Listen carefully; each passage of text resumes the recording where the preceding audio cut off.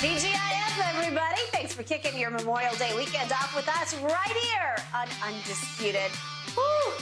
Are the Celtics about to make history? I'm Jen Hale. That is Skip Bayless and Shannon Sharp. Gentlemen, you both called last night's game spot on. Yeah, I'm feeling real good. I'm feeling way better because the Heat got you and the Celtics right where they want you. Right back in Miami for Game 6. Yeah. Just like I predicted. You in trouble, Here we go. No. I think you feeling the heat. I'm so good. Feel the heat. I feel so good. Okay. You're going to be in such trouble. All right, we're about to find out. Yep. I love it. We needed a deep run after that Lakers series ended so quickly. Celtics, zero issue, guys, winning Game 5 last night over the Heat. Boston led by as many as 24 points. Miami never held the lead. The Celtics had 4 starters score at least 21 points in a 110-97 win. The Heat, of course, very shorthanded. Shannon, you said yesterday if the Celtics won by 12 or more, they'd go on to make history and win this series overall. Are you going to stick with that prediction now? I absolutely am. The last 2 games, they've been dominant. And they go on the road and they blow them out. And in Miami, they come home. And what's happening, Skip, is that Miami is starting to shoot the 3 ball like they did in the regular season. They're not playing above their head as far as shooting the basketball. And so now they've come back to who they actually are. And the Celtics are player for player, are a better team.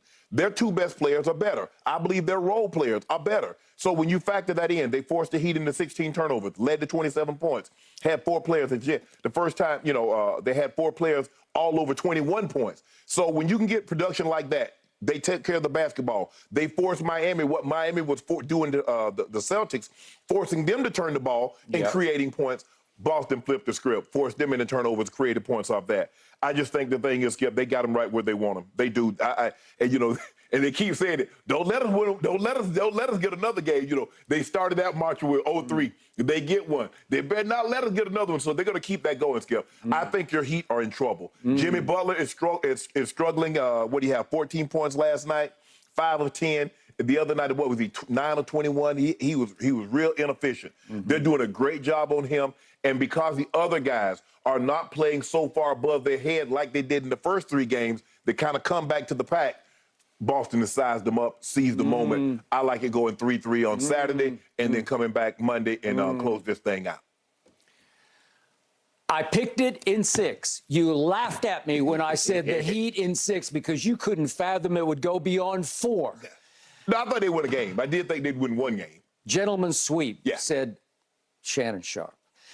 I said Heat in 6. I am standing by Heat in 6. I love Heat in 6 because it sets up perfectly for the Heat to ride the roller coaster that is driven by the Boston Celtics.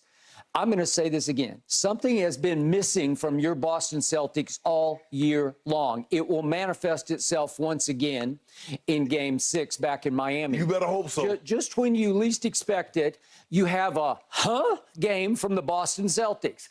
It's happened all season long. I'm going to say it again. They lost 3 times to Orlando, twice in Boston to Orlando. Going into last night, they had lost 5 of 9 home playoff games. I give them last night, but I gave them last night yesterday. I first guessed yesterday. I said they'd win by 20, and most of the game they were ahead by right around 20 points. And at the end, it got a little closer and went all the way to 13. I thought, oh, my God, are you going to flip your pick because it gets to 12? No, because we see that they had a big lead. No, we were good. Okay. The Celtics are front runners. The Celtics live and die by the 3-point shot, and they were falling from unexpected sources such as my guy from the San Antonio Spurs, Derek White. What did he do last night? He made 6 of 8 threes. He made 3 threes in the first quarter. And I'm about to show you why this game was over almost before it started. Because I give your Celtics this. They carried the momentum from Game 4 right into a home Game 5, and they came out and played far more desperate basketball than the visiting team played last night. The visiting team did not show up last night. The Celtics showed some serious green Celtic pride last night and said, watch this is who we can be. And then it felt like after the game, that they had won the championship. It felt like they had decided, we just made history. We are just about to win 4 straight games, because it felt like they won all 4 in a row just last night. That was the feeling in the arena and in the locker room and in all the post-game interviews. Okay, so this game was highly misleading because, number one, Gabe Vincent did not play. I was not shocked he did not play, because you and I both looked at that ankle turn in Game 4, and it didn't look great. Correct. But they said, according to Allie LaForce on TNT, that her stand-up report right at the start of the game was, they said they were holding him out for sort of precautionary reasons, like he could have played if he'd had to, but obviously they have a little bit of rope to play with here.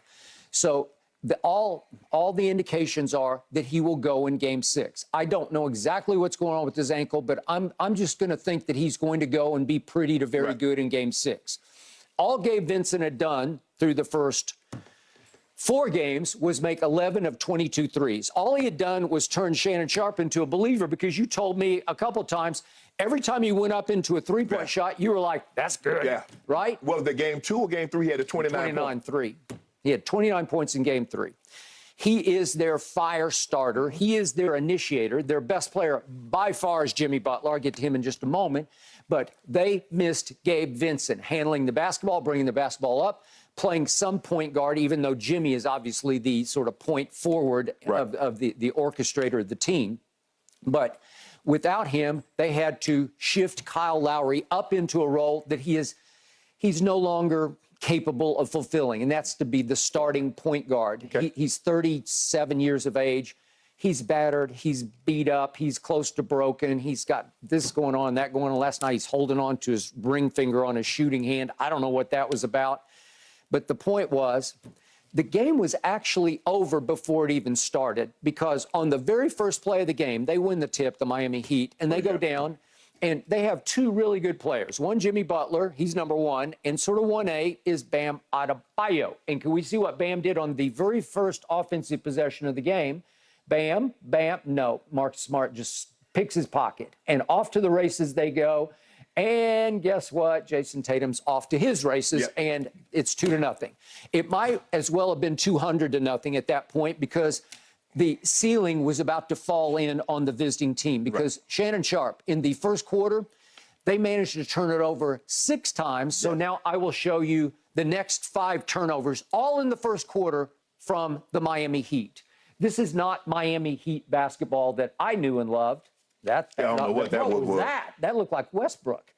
And then Bam is trapped, and he stepped out of bounds. And then here goes Kyle Lowry. What was that? That's Bam and Kyle Lowry had 10 of their 16. I got it.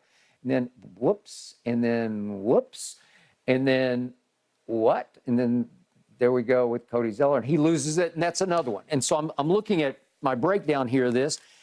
These are called live ball turnovers, where all of a sudden you lose the ball and they get the ball and there's no whistle, right? And the ball's just going and going and going to the other end. And all of a sudden I'm looking at the Bam travel. Jaylen Brown hit a 3, and I'm looking at that second Kyle Lowry bad pass, and Marcus Smart hits a 3 right after that. I'm looking at the Bam steps out of bounds, and all of a sudden Derek White hits yet another 3. And then the Cody Zeller. At that point, they're down 14, and then they end the first quarter 35-20. Down 15, over, ball game. Might as well not even play the rest of the night. Is that Miami Heat basketball, I ask you? No. And yet, here we go again with this 3-point shooting. The Celtics, way more than the Heat, live and die with the 3-point shot. Oh, yeah, for sure. Right? And so I look at the game, Shannon. Look at what the Celtics in the first 3 games. Here are those 3 losses. They go Celtics from 3, 34.5% in Game 1. Game 2 is 28.6%.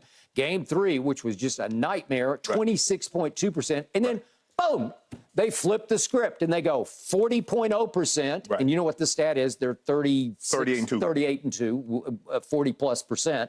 And then last night, 41. So they go 40 and 41% in their 2 turnarounds. Can they go back to Miami and shoot 42%? I say no way, which brings me to your best player, the guy that you love. I thought maybe you'd come out here in that Jason Tatum. No. You saving it for Monday? No, it was Derek White. I should have came out here with a headband. Okay, well, should you? Yeah, Did you think about it? Yeah. Well, at least the Spurs got something going for him because he at least was a Spur, right? But I had to get a haircut. My haircut had to start at the 50-yard line to get like Derek White. Okay, well, but that's a fact. Now you're taking a shot. You were talking about that's a fact. That is a fact. I give you fact. Okay, there was one key sort of under the radar stat here. Okay. I'm looking at my box score says that Jason Tatum was 1 of 6 from 3. So they shot 41%, 16 of 39. Way to go, Boston. Wait, 1 of 6 from 3? Huh. I'm looking at Jason Tatum in this series so far. He's 10 of 35. That's 28.6%. Gee, that's not very good. Yeah, he's definitely struggling from this. By the way, just for the record, just for the scope of this, the last 4 regular seasons, Jason Tatum, first team All-NBA 2 years in a row. Yeah. The last 4 seasons, his three-point percentage through the regular season has fallen each of 4 times. It's sort of like Ezekiel Elliott-like, right, in yards per game? Okay, so it just falls. 4 straight years it fell all the way to just 35% this year.